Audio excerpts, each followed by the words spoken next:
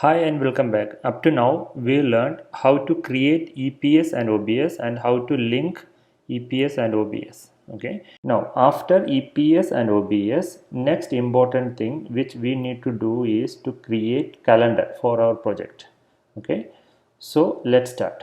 For creating calendar, go to Enterprise menu, expand it. There, look for calendar. This one. Okay. So select calendars. It will open the calendar window. Now on the right side we can see these close and delete buttons which are common in most of Primavera windows. Now here in top we can see three options. Okay, global, resource and project. We can select each of these options. Now this project option is not active because we need a project for this. Presently we didn't create any project. Don't get confused in between these options. For now just select global and create calendar. That is the basic procedure. First you understand the base, then we will go for these advanced options. Otherwise it will be very confusing for you. If I start explaining each and every options in Primavera, it will not help you in mastering Primavera. It will only create confusion. First, you need to understand how a planner creates, updates and maintains a project in real world in very simple method. After that only you need to go for advanced method. Now back to calendars. So select global here. By default it will be global only. Now this is the area where all the created calendars will be listed. Here we can create and list as many as calendars we need. Okay. Let's create a new calendar. For creating a new calendar, we need to click the add button here. Okay. Now these are the existing calendars here. Okay. So let's create a new calendar. For that, click on this add button. A new window will open. Now in this window we can see the already existing list of calendars itself. In Primavera, for creating a new calendar, we need to copy an existing calendar.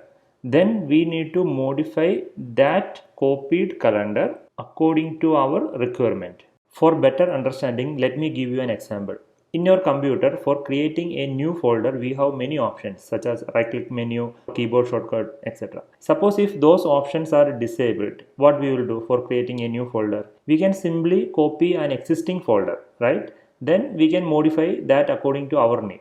Exactly same thing happens here in case of calendars in Primavera. In Primavera, we don't have an option for creating a new calendar. What we need to do is we need to copy an existing calendar. Then we need to modify that calendar according to our requirement. Okay, now let's create a new calendar. For that, we need to select an existing calendar from this list. Okay, for copy. Now let's select this one, 6-day work calendar. Okay, now after selecting we can simply click this button or we can double click. Okay, I just double click it. Now we created a copy of 6-day work calendar. Now let's rename it. Let's name it as house project 7 into 8 no 10 7 into 10. 7 here is days, so let's put D for that, and 10 is hours, so H for that. Okay, so this means for this calendar, weekly 7 days and daily 10 hours are working. Okay, so naming a calendar in this format will help us to understand the working days and hours of the calendar. So this is our calendar, house project 7D into 10H calendar. Now let's make this as default. For that, check this box of default. Okay. Now we need to understand why we need a calendar. What is the role of calendar in Primavera? Okay, so calendar is used for defining working days, working hours, non-working days, non-working hours, holidays, etc. during the project's timeline or the project period. In projects, there are many activities with dates, start dates, end dates, etc. So if we want to include or exclude days or hours from those dates, we use calendar as the basis or reference. Okay, so we set these working days, non-working days, holidays, etc. in calendar and will assign this calendar to our project. Then our project will reflect these calendar settings in activity dates. Now let's modify our calendar according to our requirement. For that, first select our calendar. Now this blue highlight means it's selected. Now let's click this modify button. This is the modify window. Okay, so let's start modifying. Now here in top we can see two options. Select the second option, detailed work hours per day. Okay, select this one. Then go to the right bottom side, this one, work week. Click this one. In this window, here we can see the days, Sunday, Monday, Tuesday, Wednesday, etc. All the days we can see here. Okay, now this is the split up of 24 hours. Okay, this one bar means 30 minutes. This is another 30 minutes. So this whole line means 1 hour. Like that, each line is 1 hour. We have total here 24 lines, means 24 hours. The starting here is 12 a.m. to 12:30, then 12:30 to 1 a.m., then 1 a.m. to 1:30 a.m., then 1:30 a.m. to 2 a.m. Okay, like that it goes.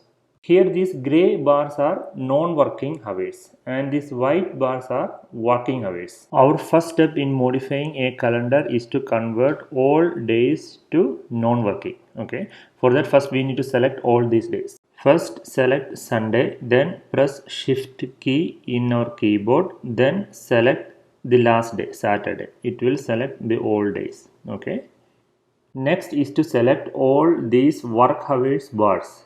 Just click and drag from the first bar to the last bar. It will highlight all these bars. Then click this non-work button. What we done now is we converted all 7 days to non-working days. Okay. We can check this by selecting each day. Okay, just select any day. In the right side we can see the work hour bars are all in gray color. Okay, that means it's non-working.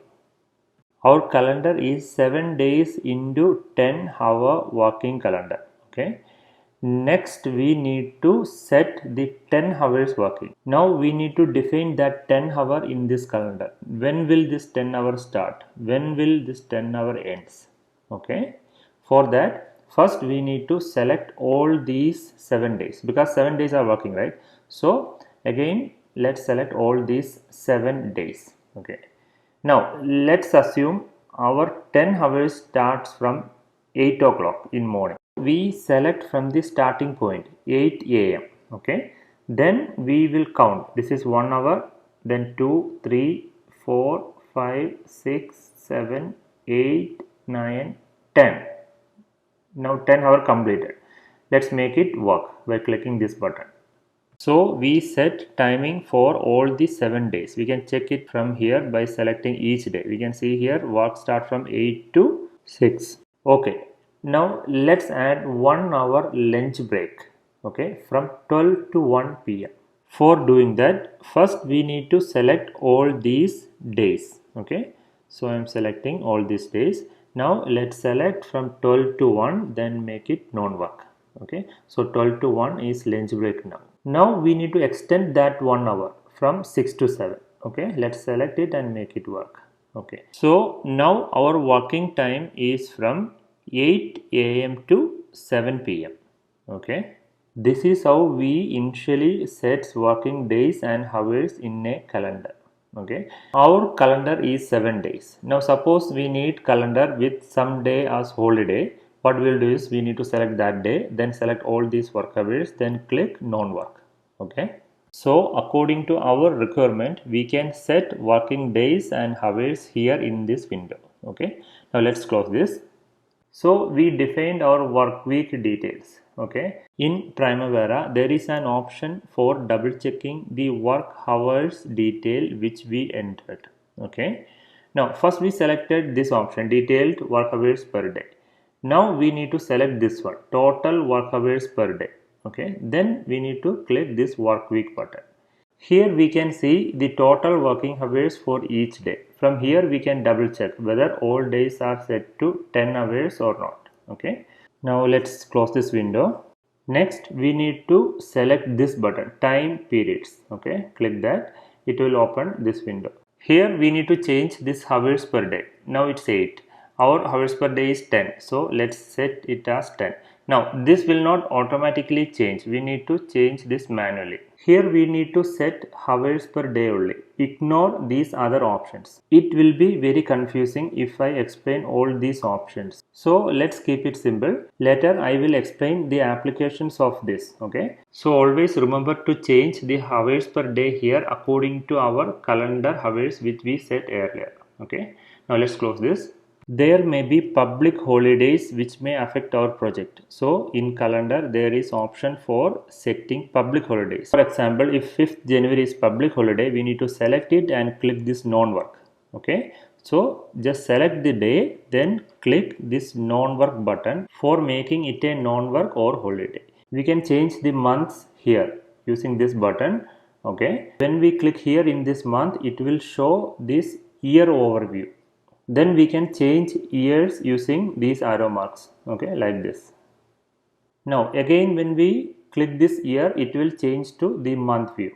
Okay. We can also select a day and change the working hours from here, this option. Okay. This is how we modify a calendar. Now calendars are very important part in every project. So first we need to understand the basics of calendar modifications. We need to clear all our doubts. It will make us confident. Then we can start experimenting with calendars. Let's close this.